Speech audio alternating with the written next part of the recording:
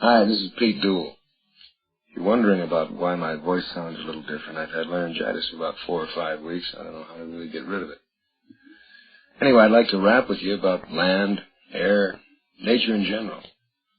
I was very fortunate as a kid. I grew up in Penfield, New York, and at that time it was a small country town, surrounded by fields, farms, beautiful woods. It was no accident I grew up loving the outdoors, just doing what came naturally.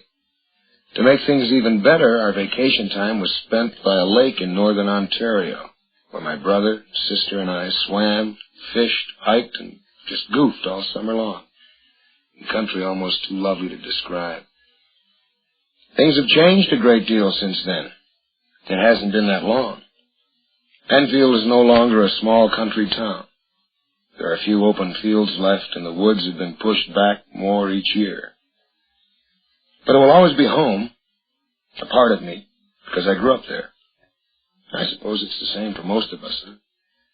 Nevertheless, it hurts to see the hills torn apart and the forests destroyed by man and his machinery. Do I even have to mention the crud-filled air and polluted water?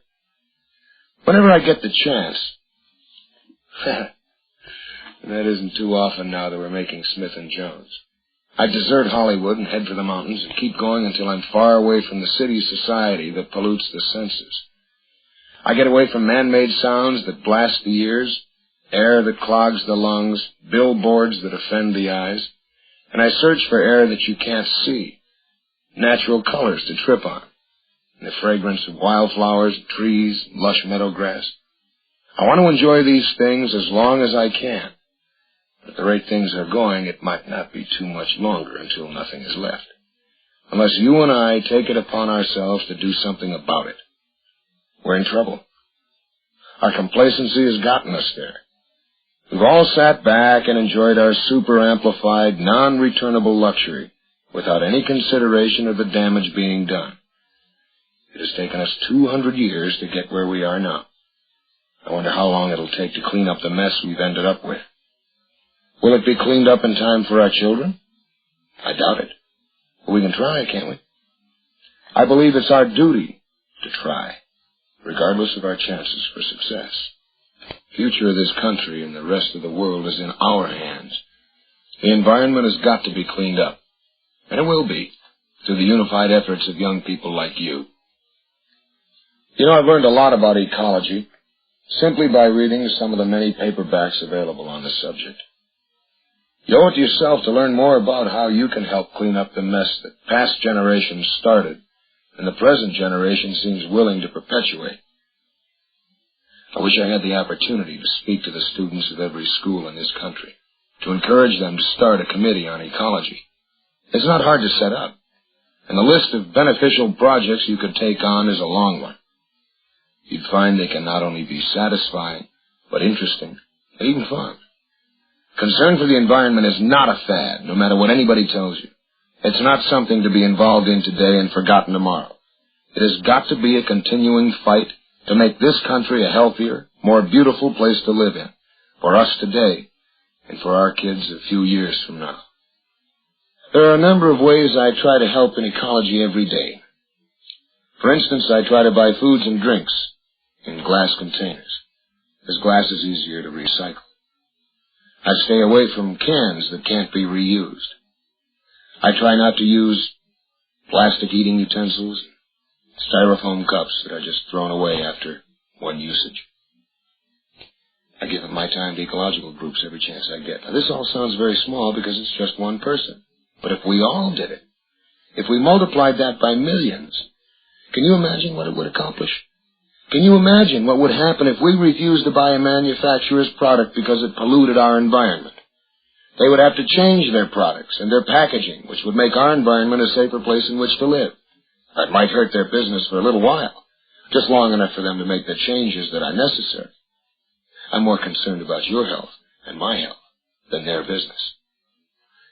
You know, the greatest pleasure for me as an actor is to please you. And when I do a show and can feel that it gives you pleasure, even if for only a little while, then I can feel that I've contributed something for your enjoyment. Acting is a difficult profession, but acting is a difficult profession, but I enjoy it. And I sincerely wish for you a lifetime of pleasure in your work and in your leisure time. And one of the ways to do that is to become involved in those areas that will help make this country a better place to live in. Believe me, you'll find it very satisfying. I want to thank you for listening. I hope you have a good day today and a better one tomorrow. Hi. You know, whenever I get the chance, I try to break away from the studio in Hollywood and I head for the desert or the high country. Most of the time, I have to get up at 6 in the morning to be at the studios on time. You can believe that. Very often, I don't get home until 7 or 7:30 in the evening. So you can imagine what it means to me to be able to get away whenever I can, where I can relax. But going to the mountains is more than that, than just to relax.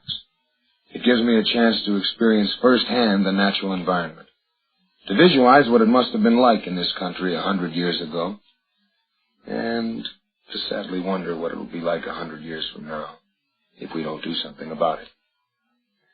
Sounds like I'm pushing the mountains, in my case the High Sierras.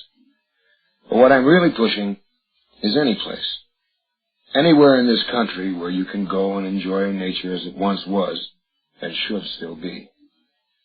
Where you can sit under a tree and hear the leaves rustled by a gentle breeze. Where you can smell the fragrance of pine and juniper and oak, the fragrance that cannot be duplicated by man. Where you can wade or fish in a stream that is pure and fresh, and breathe the air without fear. Or lie in peace with unhurried thoughts. That's the way to get your head together. Wherever I go, when I'm camping, I try to leave the land cleaner than the way I found it. I see that every spark of fire is out. I don't mean to sound like Smokey the Bear here, but that's pretty important if you've ever seen an area that's been burned by a forest fire. I pack up any trash, carry it back to the city, where it can be dumped and destroyed, or recycled. I don't pick flowers that carve on trees, or paint my name on a rock. You see, if you ever go where I've been, I want you to enjoy it to the fullest. I know you'll do the same for me, because when I'm in the country, I don't want to see your trash, and I know you don't want to see mine. Peace, and have a happy